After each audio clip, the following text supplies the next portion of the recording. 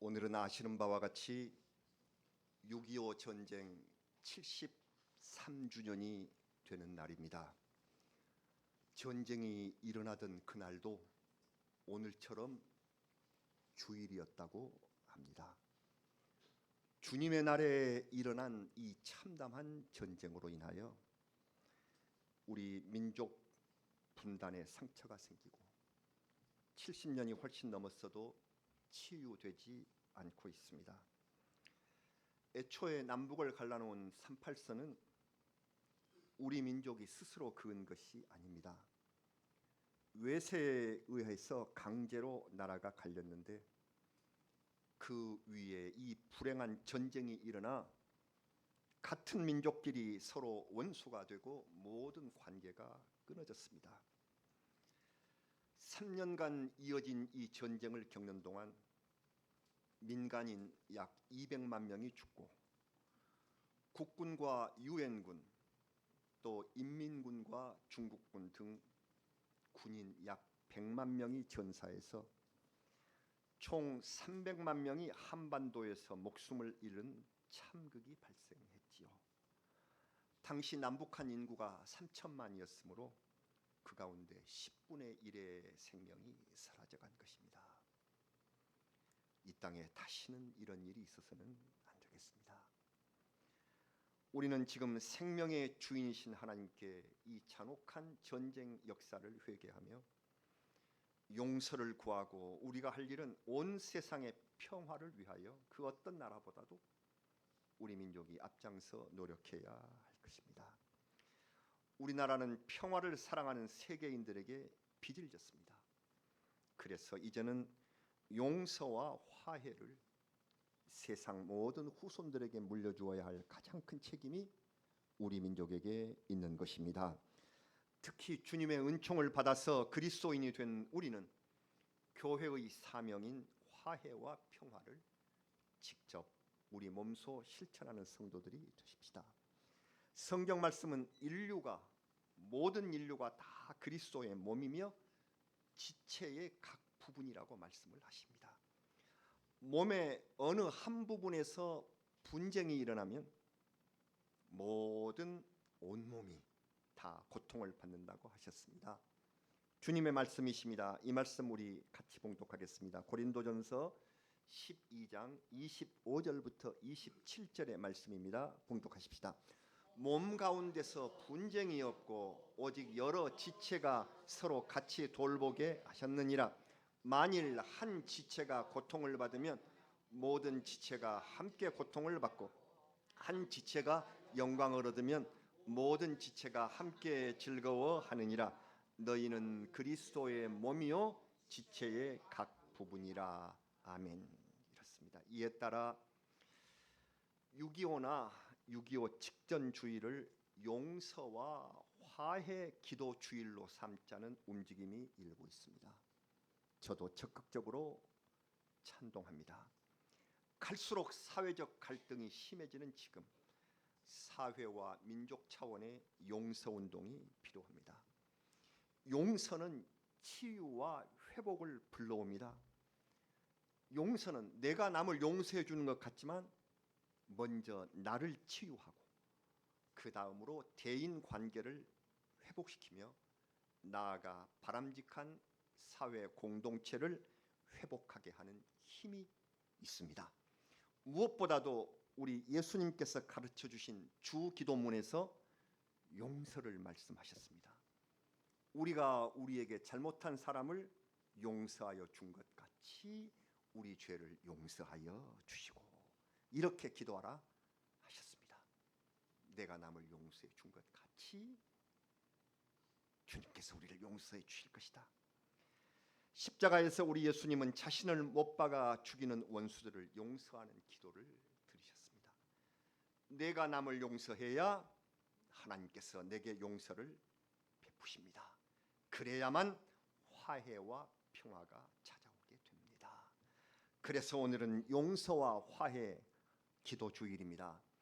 이 땅에서 총을 쏘는 전쟁은 70년 동안 없었으나 이웃 사이에 벌어진 삶의 전쟁은 더 치열하고 무섭게 되어갔습니다. 갈등, 분쟁, 증오, 모략, 복수 이것들이 이어졌습니다. 죽음의 상태입니다.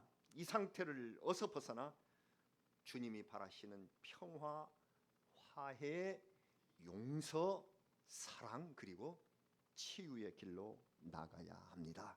성령께서 인도해 주실 줄로 믿습니다. 오늘 본문 말씀에서 우리 예수 그리스도께서는 자유를 말씀하셨습니다. 하나님께서 인간에게 주신 고귀하고 가치 있는 은총이 자유임을 우리에게 깨닫게 하십니다. 자유를 얽어매는 것을 구속이라고 합니다. 감옥에 갇힌 사람, 남의 노예가 된 민족, 기본권을 제약받는 백성, 이들이 가장 원하는 것이 무엇인가요? 자유입니다. 우리 민족이 자유를 누리게 된 것은 오랜 고난을 겪은 후에 비로소 얻은 하나님의 은혜임을 우리가 압니다. 자유의 사전적인 의미는 구속받지 않고 얽매이지 않고 자기 뜻에 따라서 행동하는 것을 말합니다. 내 마음대로 행동한다 그 말이죠. 그래서 자유를 내 마음대로 하는 것이라고만 생각하는 사람처럼 어리석은 사람은 없습니다. 저 초등학교 때 선생님이 자유를 처음 말씀하셨는데, 자유를 배우고 나서 쉬는 시간에 이런 일이 있었어요. 내 앞에 앉은 애가 옆에 자기 짝꿍을 주먹으로 쥐어 박더라고요. 왜 그래 하는 친구에게 배웠지 않냐, 내 마음대로니까, 내 자유니까. 생생히 기억이 납니다. 그냥 맞고 있을 친구가 어디 있습니까? 나도 내 자유다 그러면서 더 세게 주먹질을. 선생님이 오셔서 복도에서 무릎 꿇고 손을 들고 1시간을 이렇게 하셨는데 자유가 벌을 받게 만들어 버렸어요. 자유가 싸움을 일으키는 일이 되고 말았어요. 자유를 누리려면 그에 따르는 책임이 얼마나 큰 것인지, 이 자유를 우리가 누리기 위한 그 책임, 남에게 괴로움을 끼친다면 그것은 보호받을 자유가 아니라는 것, 내가 하는 행동과 결정에 따르는 개인적인 책임과 사회적 책임을 지는 사람이야만이 진정으로 자유를 누릴 자격이 있습니다. 제가 처음으로 교사가 된 시절이 1970년대 이른바 유신 시대였는데요. 제가 74년에 고등학교 교사가 되었군요. 교육 현장에서 없어버린 이 자유를 가르치기 위해서 저는 제가 담임한 학급 학생들에게 가능한 한 자유를 주고 싶었습니다. 당시에는 체벌이 일반화된 때였으나 저는 아이들을 때리지 않고 반성시키고 상담해서 문제를 해결하려고 했고, 아이들의 개인적 비밀은 철저히 보장했습니다. 제 교사관이었습니다. 그래서 이걸 지키자. 그러나 저의 자유론적 교육관은 당시의 사회적 환경을 넘어서기에는 역부족이었습니다. 절대로 성적이 떨어져도 때리지 않고 애들의 비밀 다 지켜주고 했는데 우리 반은 평균 성적이 최하위로 내려갔고요. 생활부가 날마다 지각하는 애들, 용이 복장 불량한 애들 그거 다 잡아서 적발시키는데 거기 학생 숫자가 전교 최고로 우리 반이 올라갔습니다. 괴로웠죠. 다음 해에 업무 발표 직전에 교장 선생님께서 저를 교장실로 부르시더라고요. 그래서 그때 기억이 납니다. 김 선생은 수업을 참 잘해.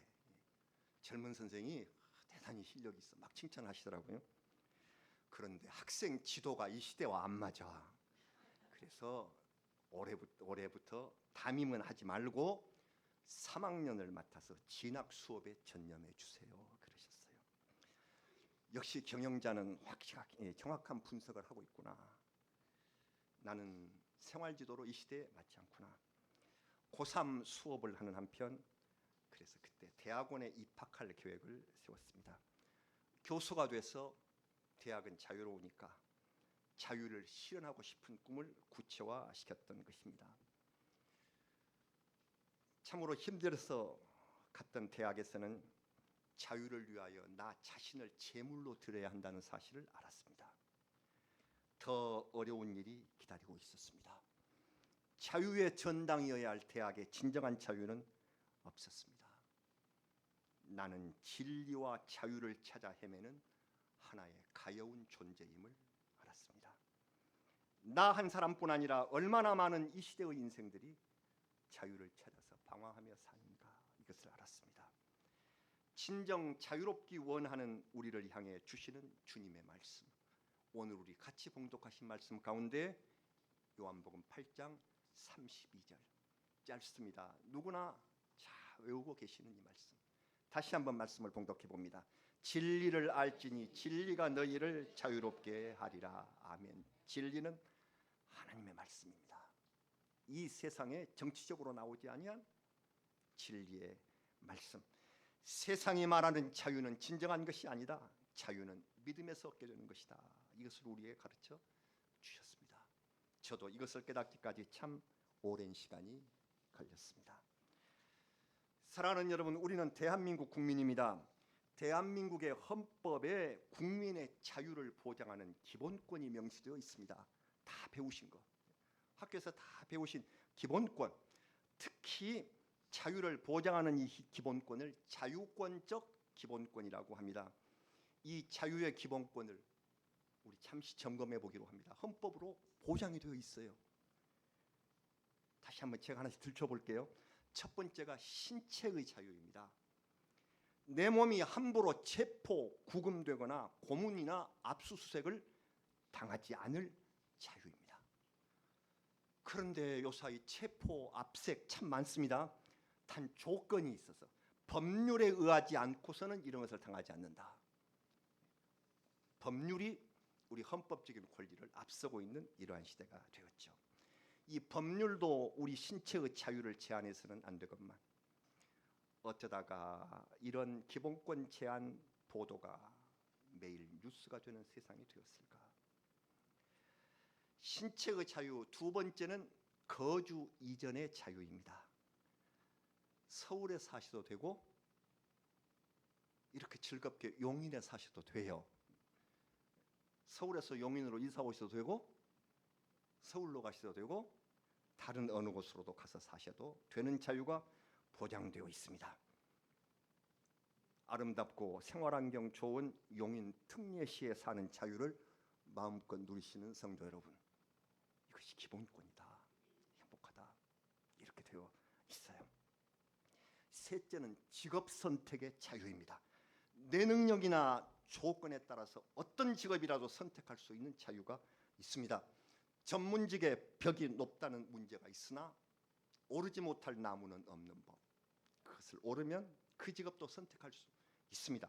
내가 하고 싶은 일을 하면서 살아갈 자유가 보장되어 있는 이 자유에 우리는 감사합니다.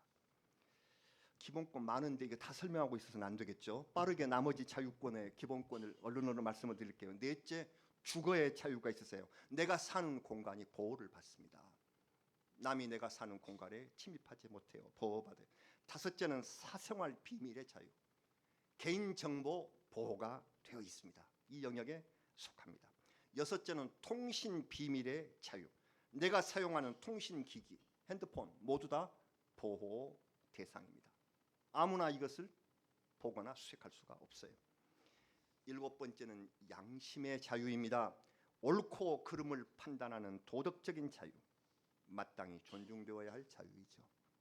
여덟 번째는 종교의 자유. 우리가 작정한 믿음을 존중받으며 우리는 아무 제약 없이 신앙생활을 할 수 있는 자유가 있습니다. 아홉 번째, 언론, 출판, 집회, 결사의 자유를 누립니다. 자유로운 언론을 통해 현실을 알고 내 주장을 펼 수 있으며 모임을 구성하고 마음대로 참가할 자유가 있습니다. 열 번째로 학문과 예술의 자유입니다. 마음껏 연구하고 공부할 뿐만 아니라 창작하고 표현할 자유가 보장되어 있습니다. 말로만 들어도 얼마나 귀한 일입니까?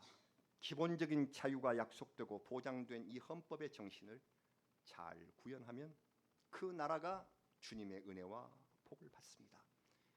여기 이미 이렇게 명시되어 있는 헌법의 자유가 이루어지는 우리 대한민국, 우리 국민이 되기를 늘 기도해야 되겠습니다. 그런데 오늘 성경을 우리가 읽으시면서 성경에서도 예나 지금이나 자유란 말이 나오니까 정치적으로 이 자유를 교묘히 왜곡하는 사람들이 있었습니다. 오늘 성경에서 딱 걸리는 대목이 있으셨죠? 읽으시면서 어느 대목? 주님이 자유를 말씀하시자 유대인들, 상당히 정치적인 사람들인 것 같습니다. 이 사람들이 주님 앞에 공격적인 주장을 펼치고 들어갔습니다. 어디? 33절. 요한복음 8장 33절을 우리 같이 읽어봅니다. 그들이 대답하되 우리가 아브라함의 자손이라 남의 종이 된 적이 없거늘 어찌하여 우리가 자유롭게 되리라 하느냐. 이거 무슨 말일까요? 우리가 알기로도 이스라엘 왕국은 남북으로 나누어졌다가 망해서 북쪽은 아수르에게, 남쪽은 바벨론에게 멸망하고 노예가 된 철저히 남의 종으로 살았던 역사가 있습니다. 그리고 예수님께서 오셨던 바로 그 당시에도 이스라엘은 독립국이 아니라 로마 제국의 속국으로 살고 있었습니다. 헤롯들은 분봉왕이에요. 로마가 인정해줘서 다스리게 하는 분봉왕에 불과한 나라예요. 그런데 그걸 몰라서 이런 소리를 한다는 것입니다. 남의 종이 된 적이 없거늘. 이것은 유대인들의 왜곡이며 자기들의 자존심입니다. 종으로 살면서도 종이 된 적이 없다고 태연히 말합니다. 왜? 자기들은 아브라함의 자손이기 때문에, 곧 신앙적으로 아브라함의 직계 자손이 우리들인 까닭에 나라를 그렇게 망쳐놓고도 자유를 한 번도 잃은 적이 없노라고 예수님 앞에서 주장하고 있습니다. 우리도 이 시대의 정치인들이 자유를 내세우고 주장하는 소리를 많이 듣습니다. 방금 우리가 함께 살펴본 자유권적 기본권 10가지, 이것을 떠올리면서 우리는 진정 자유로운 나라인지를 생각해 봅니다. 아마도 정치적으로 부르짖는 자유는 진영의 대결을 되살리는 추억의 이름일 수도 있습니다. 무슨 말인가 하면 6.25 무렵부터 세계가 두 진영으로 갈라졌어요. 그때 우리들은 어렸을 때 세계가 두 진영으로 갈라져서 저쪽 빨갛게 칠한 데는 공산 진영, 그리고 공산 진영이 아닌 데는 뭐라고 하셨던 기억이 납니까? 자유 진영이라고 그랬어요. 자유 진영. 그렇게 했었어요. 그리고 빨갛게 칠한 중국은 중국 공산당, 중공이었고, 중공의 영향을 받지 않고 타이완, 대만으로 따로 독립해 있는 그 나라는 우리가 뭐라고 불렀나요? 자유중국이라고 그렇게 불렀어요. 그들은 그렇게 부르지 않았어요. 우리가 그렇게 불렀단 말이에요. 그래서 자유진영, 자유중국. 그래서 정치적으로는 이 자유가 공산의 반대말의 개념으로 사용이 되었던 것입니다. 그래서 정치인들이 자유란 말을 좋아하죠. 그래서 우리도 자유대한이라 이렇게 불렀어요. 자유대한 우리 조국 길이 빛내리라, 이런 노래들도 많이 있지 않았습니까? 그래서 이 자유가 정치적으로는 공산의 반대말로 쓰여지는 이런 개념이 있고, 그래서 자유당이라는 당명이 생겨났고, 그러나 자유는 어떤 정치 세력의 명칭을 대변하는 개념이 아닙니다. 예수님 앞에서 유대인들처럼 이렇게 말하는 자유가 진정한 자유가 아닙니다. 예수님께서는 그들에게 참된 자유에 관한 말씀을 주십니다. 우리 그리스도들이 배워야 할 말씀은 바로 이 말씀. 어떤 말씀? 아까 우리가 읽었지만 참된 자유의 결론이 되는 이 말씀을 우리가 다시 한번 깊이 새기면서 읽습니다. 34절부터 36절까지의 말씀입니다. 봉독합니다. 예수께서 대답하시되 진실로 진실로 너희에게 이르노니 죄를 범하는 자마다 죄의 종이라. 종은 영원히 집에 거하지 못하되 아들은 영원히 거하나니. 그러므로 아들이 너희를 자유롭게 하면 너희가 참으로 자유로우리라. 아멘. 여기에서 우리가 몰랐던 자유의 참된 개념이 있습니다. 죄에서 벗어나야. 이것은 죄다. 여기 얽어매어 있으면 참된 자유를 얻을 수가 없습니다. 죄로 얽혀 있으면 세상의 권력과 재물로부터 자유를 얻을 수 없습니다. 나 자신의 욕심이 나를 붙들고 있는 상태에서 어찌 진정한 자유와 평안을 얻을 수 있을 것입니까? 우리 구주 예수께서는 진정한 자유가 우리의 영에서 먼저 얻게 된다는 것을 말씀하시고 자유의 처음 시작이 믿음인 것을 우리에게 가르쳐 주셨습니다. 죄를 지으면 사탄의 종이 되고 맙니다. 이른바 죄의 종입니다. 여기에서 벗어나야만 온전한 자유를 얻기 때문에 이 귀중한 자유는 믿음의 소산인 것입니다. 그래서 이 자유는 참됩니다. 그냥 헌법에 기록된 것만이 아니라 하나님께서 우리의 심령에 새겨주시는 참된 자유가 이것이다. 예수님께서 아들이 너희를 자유롭게 하면 너희가 참으로 자유로우리라 하신 말씀. 참으로라는 단어에 유의해야 합니다. 참으로 자유로우리라. 이 단어는 헬라어 원어로 온토스라고 말합니다. 영어로는 indeed입니다. 참으로 온토스, 진정한 존재와 실체를 말합니다. 그러므로 진정한 자유라는 뜻인 참된 자유는 하나님을 알게 되는 데서 얻는 완전한 실체적인 자유라고 정의할 수가 있습니다. 예수 그리스도께서 십자가의 죽으심은 죄에 매여서 사탄의 종이 된 자녀들에게 자유를 주시기 위함이라 이렇게 말씀을 하십니다. 오늘 예배에서 우리가 찬송을 불렀는데 맨 처음 부른 찬양 298장 찬송가 속죄하신 구세주를 내가 찬송하리라 내게 자유 주시려고 주가 고난당했네. 우리가 이렇게 불렀습니다. 내게 자유를 주시려고. 주님의 십자가 고난은 내게 참된 자유를 주시기 위함이었다 하는 뜻을 이해하고 받아들이시고 이 찬송을 부르시고 오늘 하나님의 말씀을 받아들이셔야 하겠습니다. 다시 한번 오늘 우리 민족에게 다가온 6.25를 생각해 봅니다. 옛날에는 6.25 동란이라고 그랬고 6.25 사변이라고 했습니다. 동란이나 사변이나 다 난리라는 뜻입니다. 난리다. 특히 사변은 선전포고도 없이 이루어진 무력 충돌을 가리켜 사변이라고 합니다. 이제는 공식 명칭으로 6.25 전쟁일이라 이렇게 부릅니다. 다시는 이런 전쟁이 일어나지 않도록 하나님께 잘못을 빌고 용서와 화해의 기도를 드리는 날이 바로 오늘이어야 하겠습니다. 6.25 전쟁 이후로 남북의 동포들은 분단 국가로 살아가면서 자유를 갈구해 왔습니다. 그러나 북한에 사는 동포들은 신앙과 함께 자유도 잃어버렸고 남쪽에 우리는 신앙과 자유를 남용하다가 위기를 맞고 있는 것이 오늘의 현실입니다. 온토스의 자유, 온토스 참된 자유, 진정한 자유의 회복은 그리스도 안에서 찾을 수 있는 영원한 자유라고 말씀하셨습니다. 내게 자유 주시려고 고난 받으신 주님을 믿음으로써 죄의 굴레를 벗어나면 드디어 자유를 얻기 시작하고 참된 자유에 이르게 될 것입니다.